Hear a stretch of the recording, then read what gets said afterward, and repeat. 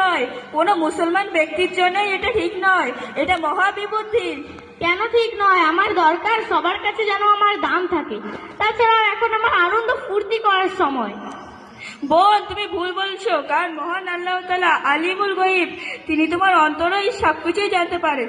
আর তুমি আল্লাহকে খুশি না করে মানুষের কাছে দাম পাওয়ার জন্য পাপের পথে এগোচ্ছ। এছাড়াও আমাদের প্রিয় নবী হযরত মুহাম্মদ সাল্লাল্লাহু আলাইহি সাল্লাম প্রত্যেক নারীকে পর্দার মধ্যে থাকতে বলেছেন। আমি পর্দা করব না বলিনি তো, আমি বুড়ি হয়ে গেলে পর্দা করব। আমি যখন নামাজ পড়ি তখন পর্দা করি, আমি যখন কুরআন তেলাওয়াত করি তখন পর্দা করি। এর থেকে বেশি কিছু আমি আর পারবো না। কত মেয়েরা তো মোটেও পর্দা করে না, তাদের চেয়ে আমি অনেক ভালো। বোন, তুমি ভুল করেছো, কারণ মহান আল্লাহ তাআলা আলিমুল গায়ব, তিনি প্রত্যেক নারীকে পর্দার মধ্যে থাকতে বলেছেন।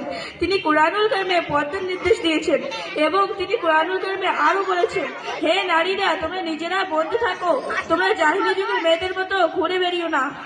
এই তুমি এত জ্ঞান কোথা থেকে শিখলে? হ্যাঁ, আমি শিখেছি আমাদের গ্রামে, অর্থাৎ কালীরঘাট নূরনবী ইসলামিয়া প্রাথমিক মাদ্রাসা থেকে। সেখানেই আমাদের হুজুর সকল বিষয়ে জ্ঞান অর্জন করেন। তুমিও চলো আমার সঙ্গে, তুমিও অনেক এলেম জ্ঞান শিখতে পারবে। না না, আমার এখন মক্তবে যাওয়ার কোনো সময় নেই। তাছাড়া সময় আছে, আমি যখন বুড়ি হয়ে যাব তখন আমি নামাজ পড়বো ও রোজা করবো ও পর্দা করবো, তখন আমার দরকার।